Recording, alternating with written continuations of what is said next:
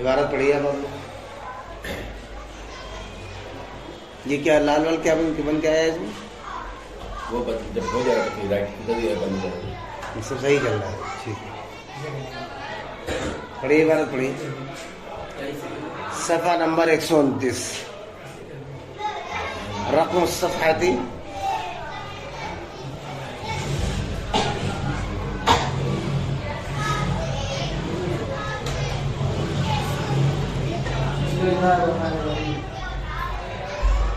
فصل في الفاء.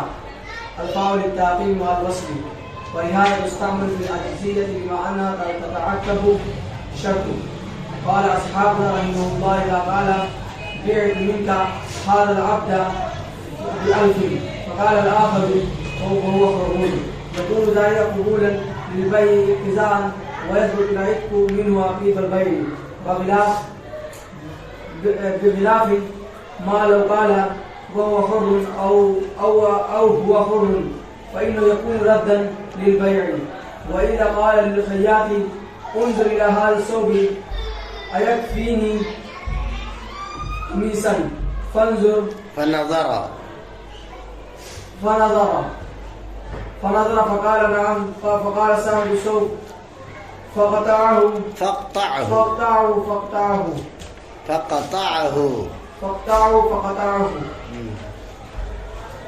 فإذا هو لا يكفيه كان الخياط ضامنا لأنه إنما أمره بالقطع عقيب الكفاية بخلاف ما لو قال اقطعه أو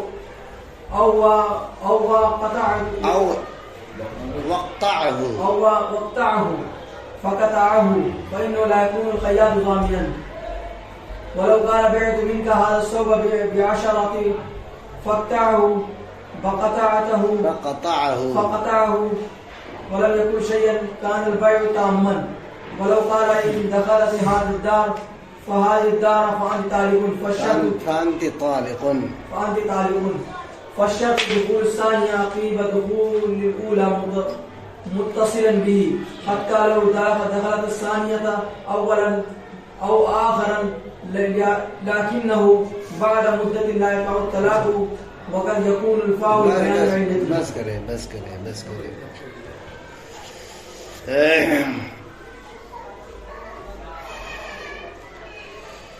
فصل فی الفاء. یہ فصل ہے حرف فا کی استعمال کے بیان میں. فا کا استعمال عربی میں فا کا استعمال کس معنی کے لیے کیا جاتا ہے اس کا بیان آج ہونا ہے. جواب یہ ہے، سوال یہ ہے کہ فا کا استعمال کس معنی میں ہوتا ہے. جواب یہ ہے کہ فا تعقیب کے لیے آتا ہے، تعقیب مع الوصل کے لیے آتا ہے. تعقیب مع الوصل کا مطلب کیا ہے؟ عقب یعقب تعقیبا، بعد میں آنا. تو اس کا مطلب یہ ہوا کہ کوئی عبارت ہے اس میں 2 جملے ہیں. کوئی عبارت ہے اس میں 2 جملے ہیں اور فا جہاں پہ داخل ہوگا وہ ما بعد ہوگا اور اس سے پہلے ایک اور جملہ ہوگا. تو فا کا آنا اس بات کے ثبوت کے لیے ہوگا کہ فا کا ما بعد تعلق رکھتا ہے فا کے ما قبل سے. سمجھ میں آئی بات؟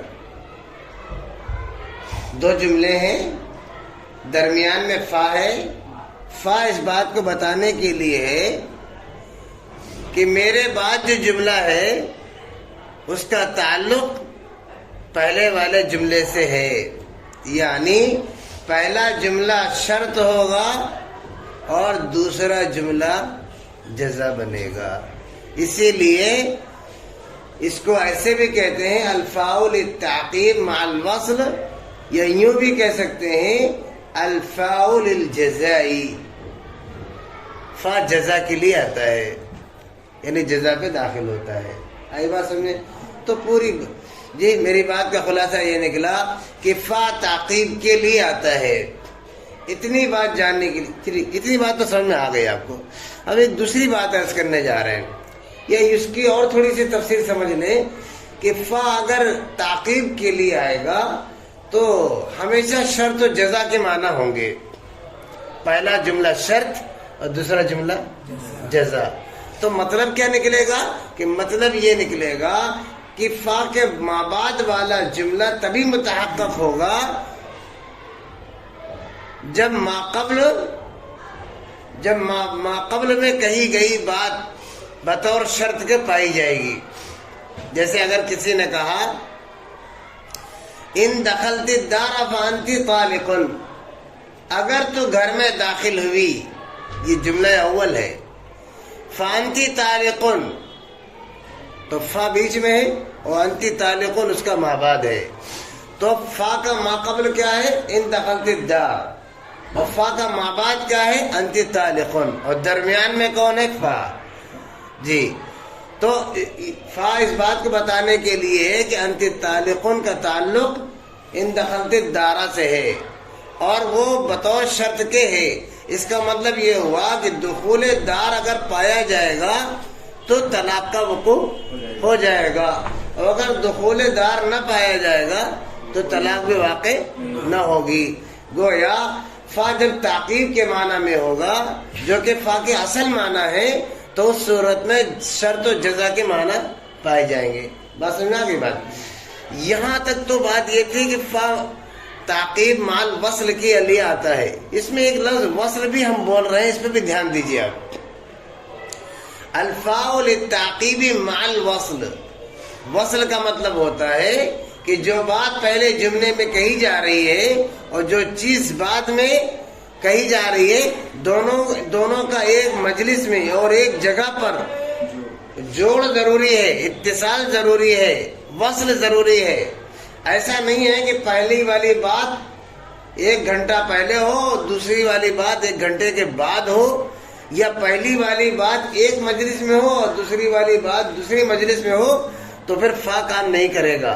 فا کے کام کرنے کے لیے یا فا کے تعقیب کے معنی میں ہونے کے لیے اس میں دونوں میں جی اتصال ضروری ہے اور وصل ضروری ہے. اسی لیے کہا جا رہا ہے الفاء للتعقیب مع الوصل. اب مجھے لگتا ہے بات پوری ہو گئی ہے.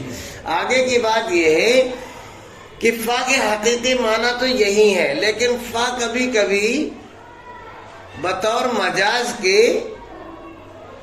علت کے معنی میں بھی آتا ہے. یہ بھی سبق آج ہونا ہے، اس لیے اس پہ روشنی ڈال رہا ہوں میں کہ فا کے اصل معنی تو تعقیب کے ہیں، حقیقی معنی تو تعقیب کے لیے آنا ہے، لیکن کبھی بطور مجاز کے سبب کے معنی اور علت کے معنی بھی دے گا وہ.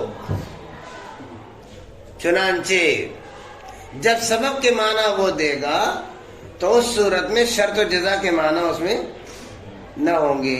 اس سے پہلے واو کا سبق جب ہم پڑھا رہے تھے تو اس میں ہم نے یہ بتایا تھا الواو لجمع المطلق، واو کے اصل معنی تو جمع کے لیے ہیں، لیکن واو کبھی کبھی بطور مجاز کے حال کے معنی دیتا ہے. بتایا تھا نہیں بتایا؟ وہی بات یہاں ہے کہ فا کے اصل معنی تو حقیقی معنی تو تعقیب کے ہیں، لیکن کبھی بطور مجاز کے سبب کے معنی اور علت کے معنی دیتا ہے. لیکن جب سبب کے معنی دے گا تو اس صورت میں پہلا جملہ شرط نہیں ہوگا دوسرے جملے کے لیے، یا دوسرا جملہ پہلے جملے کے لیے شرط نہیں ہوگا، اور جو بات کہی جائے گی وہ علی الفور واقع ہو جائے گی. حالانکہ جب تعقیب کے معنی میں ہوتا ہے تو اس صورت میں شرط کے پائے جانے پر جزا کا وقوع ہوتا ہے. مجھے لگتا ہے بات سمجھ میں آ گئی ہے. اب اس کو ملائیں آپ. فصل فی الفاء، الفاء للتعقیب مع الوصل، یہ فا آتا ہے تعقیب مع الوصل کے لیے، ولہذا تستعمل فی الاجزیتی، تبھی تو اس کا استعمال جزاؤں میں اکثر ہوتا ہے، یعنی جزا پہ ہوتا ہے۔ لما انہا تتعقب شرط، اس لیے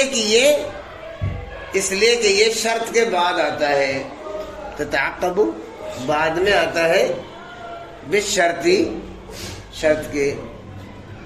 قال اصحابنا، یہ تو آپ نے تعریف سنی اس کی، اب اس کی آپ مثال کو سمجھیں آپ۔ قال اصحابنا رحمہ اللہ، ہمارے علماء احناف فرماتے ہیں کہ فعل التعقیب مع الوصل کی مثال یہ ہے، اذا قال بعت منک هذا العبد ب1000، اگر کسی نے کہا کہ میں نے بیچ دیا اس غلام کو آپ سے 1000 میں، فقال الآخر، تو دوسرے نے کہا فهو حر،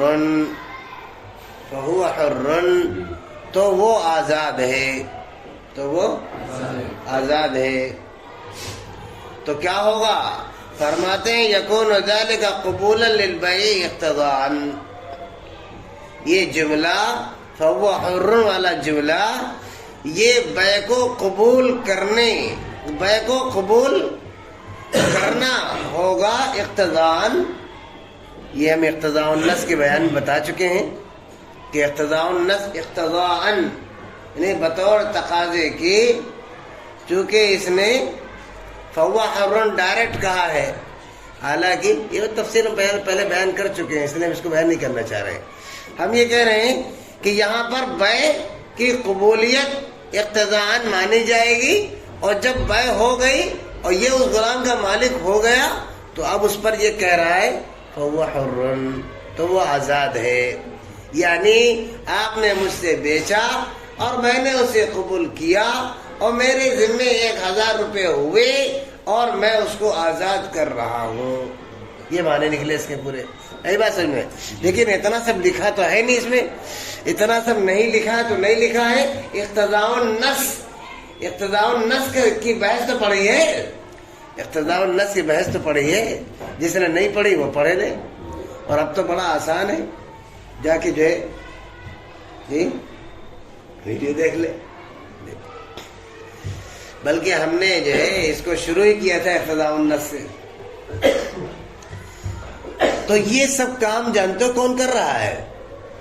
یہ بیع بھی ہوئی جا رہی ہے، 1000 روپے بھی ذمے آئے جا رہے ہیں، اور وہ غلام بھی ماشاءاللہ آزاد ہوتا جا رہا ہے، آٹومیٹکلی سارے کام ہوتے جا رہے ہیں۔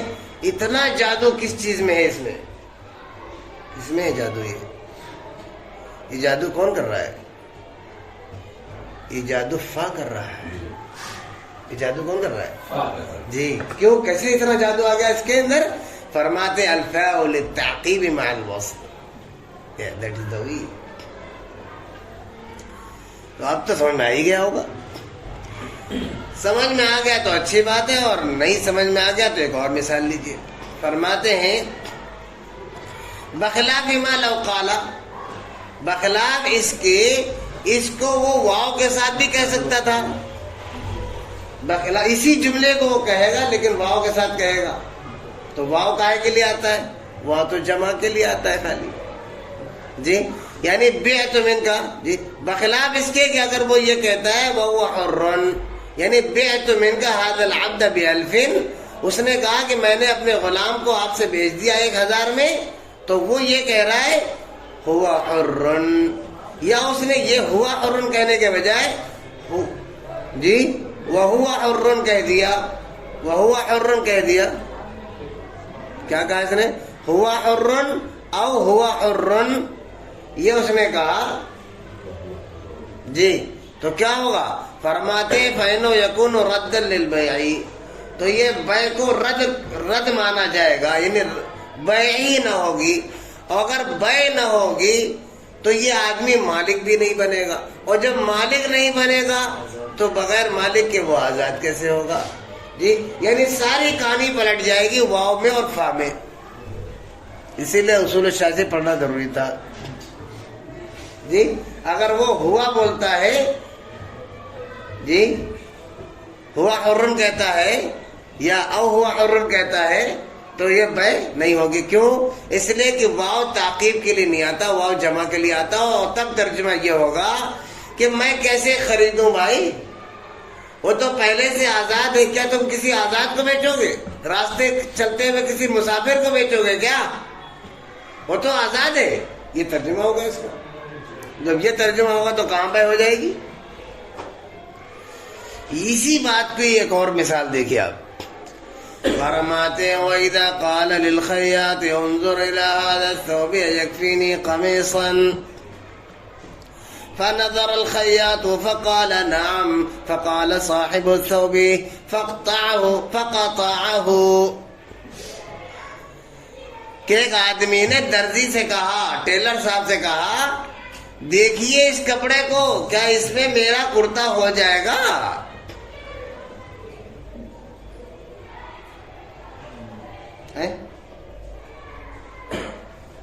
اس کپڑے کو دیکھیے, کیا میرا کرتا اس میں ہو جائے گا؟ فنظر الخیاط, تو خیاط نے کپڑا دیکھا, فقال نعم, تو اس نے کہا ہاں ہاں ہو جائے گا. جب اس نے ہاں کہا تو کپڑے والے نے کہا اگر ہو جائے گا فقطعہ, تو کاٹ ڈال اس کو, کاٹو اس کو, کاٹو میرے ناپ کا. فقطعہ, تو اس نے کاٹ بھی ڈالا. پھر کیا ہوا؟ فرماتے ہیں فَإِذَا هُوَ لَا يَكْفِيهِ, پھر پتا چلا کہ اتنے میں کرتا ہوگا نہیں. کیا پتا چلا؟ لا یکفی, وہ کافی نہیں ہے. کان الخیاط ضامنا, ٹیلر اس کپڑے کا ذمہ دار ہوگا, اس کی بھرپائی کرنی اور تاوان دینا پڑے گا اس کو. جانتے ہو کیوں؟ کہ اس نے ہاں کیا ہے, کہ اس نے کہا نعم, اور نام کہنے کے جیسے ہی اس نے نام کہا ویسے ہی اس نے فا استعمال کیا.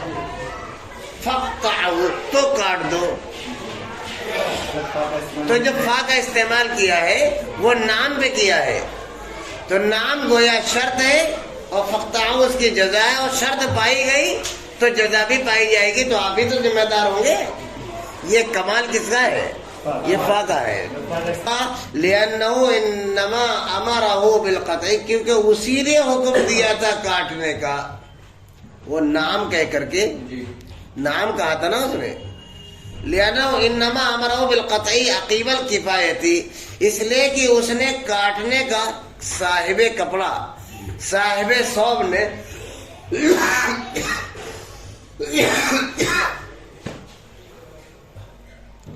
صاحب ثوب نے کپڑا کاٹنے کا حکم دیا تھا کفایت کے بعد. کہ آپ نے خود کہا تھا کہ کپڑا کافی ہے, تو آپ کے کافی ہے کہنے کے بعد اس نے حکم دیا تھا, لہذا آپ ہی اس کے ذمہ دار ہوئے.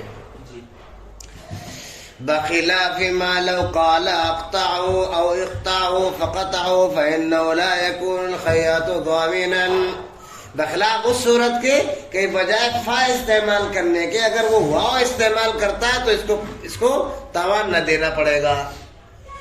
کیوں؟ واو جو